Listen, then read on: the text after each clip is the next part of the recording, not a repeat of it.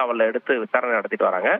இந்த நிலையில இந்த வழக்குல 3வது குற்றவாளியாக சேர்க்கப்பட்டிருக்கிற திருவேங்கடம் என்பவரை புழல் பகுதியில போலீசார் என்கவுண்டர் மூலம் சுட்டு கொலை செய்யப்பட்டிருக்கிறார்கள்.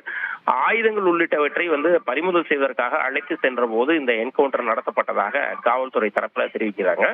இந்த நிலையில இந்த என்கவுண்டர் சம்பந்தம் தொடர்பாக புழல் காவல் நிலையத்துல திருவேங்கடம் என்கவுண்டர் தொடர்பாக போலீசாரை ஆயுதங்கள் மூலம் தாக்க முயன்றதாகவும் ஆபாச வார்த்தைகள் பேசி தாக்க முயன்றதாகவும் உள்ளிட்ட 6 பிரிவுகளின் கீழே புழல் காவல் நிலையத்துல வழக்கு பதிவு பண்ணியிருக்கிறாங்க. ஒரு சம்பவம் நடந்த உடனே அதுக்கு அடுத்ததாக வழக்கு பதிவு செய்வது என்பது காவல்துறையில ஒரு நடைமுறை. அதன் அடிப்படையில திருவேங்கடம் என்கவுண்டரில் சுட்டு கொலை செய்யப்பட்ட சம்பவம் தொடர்பாக புழல் காவல் நிலையத்துல அந்த வழக்கு பதிவு செய்யப்பட்டிருக்கு. அடுத்த கட்டமாக இதற்கு அடுத்ததாக உள்ள நடைமுறைகள் தொடர்ந்து நடந்துகிட்டு வருது.